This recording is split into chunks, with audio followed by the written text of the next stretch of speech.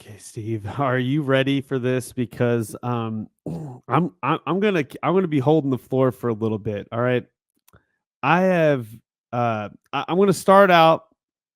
I'm gonna start out with a rant that is somewhat directed towards the fan base. I understand you're mad. I understand you're frustrated, but you're not doing any favors for the players and the team by blasting them all over social media. Um, that's not helping them out at all. In fact, that's just giving them more discouragement. I understand you're upset, but I'm pretty sure that the players and everyone in the locker room feels a lot worse about that loss than you do. I'm almost positive that's the scenario, and that's what really is going on, is that they feel the loss way harder. Now I understand you're a fan. You're invested in the game. You're invested in the team. You're invested in the town. I am too. Steve is too. I mean, we love K State. We cover K State every single week, so we want them to win. Uh, it hurts. It sucks that they didn't win, but it's nobody. We shouldn't be calling for people's heads. We shouldn't be like trashing them, running through the mud, like, oh, they're horrible. Find a new quarterback, find a new offense. Like that's not what we should do as fans. That's horrible. Um, I'll say this: Chris Klieman is not going anywhere. He started at K State in 2019, and since then, well, he had the COVID year. Nobody could prepare for that. That was, I mean, what do you want him to do in 2020? That's horrible. 2021 was a bounce back of the COVID year, and then 2022 he won a Big 12 championship. 2023 almost went back to the championship game, and then now we're dealing with NIL and transfer portal. I mean, this is something that a lot of coaches, who come from earlier coaching, who never had to deal with before. I mean, maybe unless you're Alabama. Now I'm going to get into some frustrating things that this really pissed me off, Steve. Okay, so I listened to, after praising Chris Klieman. He's a solid coach. I love that he's got so much respect for other teams. It seems like he networks really well with other coaches. It seems like he never loses his cool, really. Man, if I had to pick anyone uh, other than Chris Klieman to represent K-State, I don't know who I would pick. He seems like the perfect person to represent K-State for its values, for how we want our team to look, like the face of our program. I mean, he does an amazing job. But with that being said,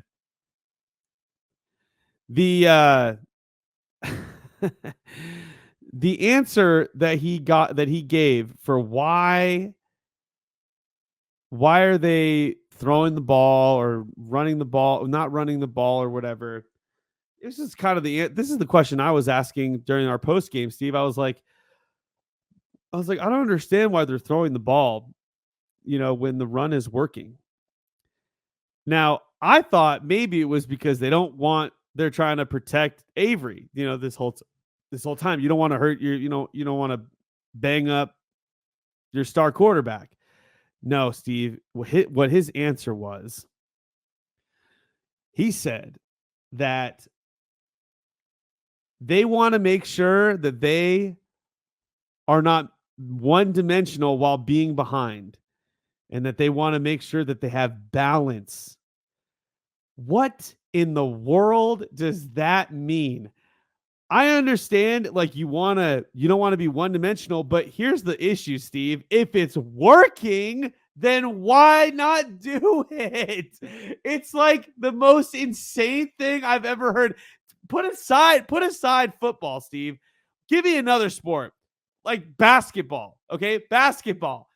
If Let's just say this, in basketball, they can't stop the layup.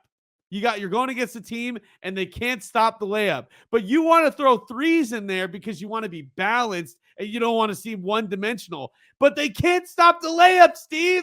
What in the world are you talking? That doesn't make sense. It's like not only are they doing the threes, but they're not only stopping it, but they're blocking it, taking it down, and dunking it on the other end. Take away basketball. Let's go to kickboxing. It's like you're landing punches all day long. They can stop the kick. They can't stop the punch, but you want to keep throwing kicks in there because you want to be balanced. It doesn't make any sense, Steve. If you're so good at the run, then just keep running. Wear their defense down. They can't stop it. I don't know any moment. Maybe there was like 1 or 2 moments out of the whole game that they tackled for a loss or they tackled for nothing.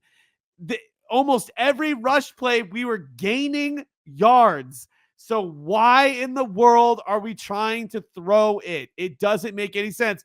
And Brian Handley, during his podcast, had a comment come in, and it was like, oh, isn't it interesting that during the years of Tyler Lockett, Bill Snyder threw the ball a lot more. It's like, oh, wouldn't you know that when you have a guy who happens to be an NFL freaking wide receiver, Bill Snyder doesn't want to run the ball anymore after he spent like the last 20, 30 years running the ball all the time? No, because he saw, oh, we've got an amazing wide receiver. Let's throw the ball more and he'll catch the damn ball. He'll get open more.